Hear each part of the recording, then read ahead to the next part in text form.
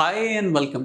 Episode number 65 में आपका स्वागत है। आज का पहला सवाल पूछा है रामेश्वर जी ने।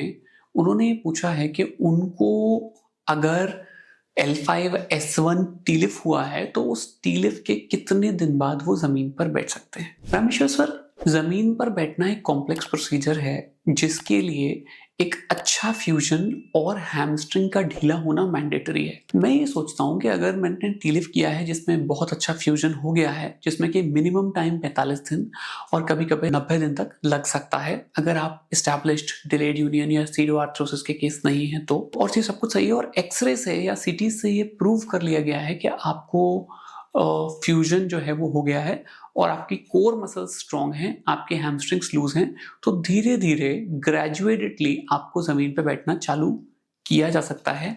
और ये बातें आपको ध्यान रखनी है कि आप ये सब अपने स्पाइन सर्जन की देखरेख में करें, धीरे धीरे करें और एकदम से जमीन पे ना बैठें। जब बॉडी रेडी हो, हैमस्ट्रिंग्स में लूजनेस हो और क्वाड्रिसेप्स में ताकत हो, तभी ऐसा करें।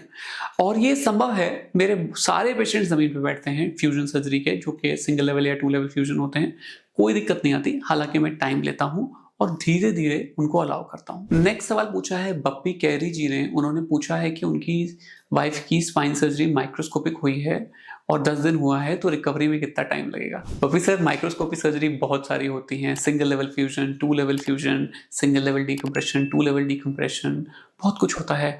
तो ये सवाल अच्छा है सर, लेकिन मुझे पता नहीं कि फ्यूजन हुआ है या डीकम्प्रेशन।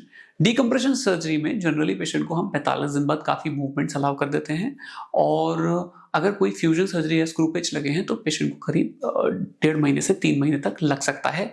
अमूमन डिपेंड करेगा कौन सी व्यक्ति विशेष रूप से आपकी सर्जरी हुई है, और बेस्ट है अपने स्पाइन सर्जन से इस बारे में राय लें। नेक्स्ट सवाल पूछा है मनन रावल जी ने। उन्होंने कहा है कि स्पाइन सर्जरी फ्यूजन होने के 1 महीने बाद उनका बैक पेन बढ़ गया है। मनन सर, बैक पेन जो है वो स्पाइन फ्यूजन सर्जरी के एकदम बाद कभी भी ठीक नहीं होता। मैंने बहुत वीडियोस में ये बात समझाई है कि फ्यूजन सर्जरी के अप्रोक्सीमेटली 2 से 3 महीने बाद बैक पेन ठीक होना शुरू होता है, और कभी कभी 6 महीने, 7 महीने, 8 महीने भी लगते हैं।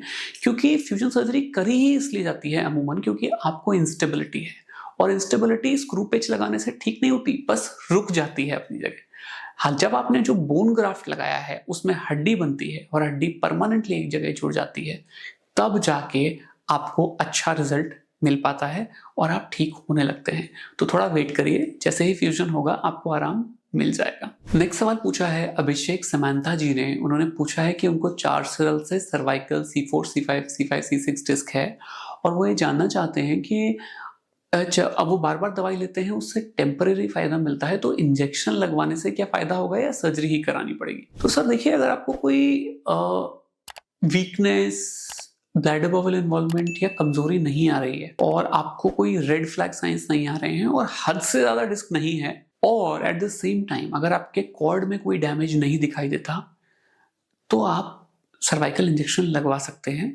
और अपने MRI को एक बार अपने स्पाइन सर्जन से डिस्कस करिए। अगर उनको लगता है कि कंप्रेशन हद से ज़्यादा नहीं है और आपकी दिक्कत इंजेक्शन देने लायक है, तो इंजेक्शन ट्रायल करने में कोई बुराई नहीं है, भले ही वो फेल हो जाए। ट्रायल इंजेक्शन का कभी नुकसानदेह 99% नहीं होता, तो ट्रायल तो किया ही जा सकता है। नहीं फायदा होगा तो सर्जरी तो कर ही सकते हैं, सर्जरी करने में कोई दिक्कत है ही नहीं। आज का लास्ट सवाल पूछा है प्रसाद कांबले जी ने। उन्होंने पूछा है कि L5S1 फ्यूजन सर्जरी के बाद क्या नॉर्मल एक्टिविटीज कर सकते हैं, जैसे बाइक चलाना, जिम जाना।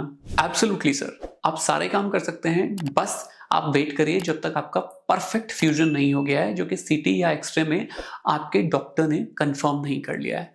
जैसे ही वो कंफर्म कर लें, वो आपको सारी एक्टिविटीज अलाउ करेंगे। बस मैं अपने पेशेंट्स में ग्रेजुअल अलाउ करता हूँ, पहले धीरे धीरे फिजियोथेरेपी, फिर उसके बाद धीरे धीरे स्ट्रेंथ बिल्डिंग, फिर हैमस्ट्रिंग लूजनिंग, फिर क्वाड्रिसेप्स, और फिर सारी एक्टिविटीज अलाउ कर देता हूँ जो आप आसानी से कर सकते हैं। इनफैक्ट सर्जरी करने का कारण ही ये था कि आप नॉर्मल लाइफ पे आ पाएं और अपने जीवन को अच्छी तरह से जी पाएं। तो मैं सोचता हूँ इस वीडियो से कुछ जानकारी आपको दे पाया हूँगा। अगर आपको ये एपिसोड अच्छा लगा तो मेरे चैनल को लाइक कर सकते हैं और सब्सक्राइब कर सकते हैं, और मैं फिर से मिलूंगा एक नए एपिसोड में एक नई बात के साथ।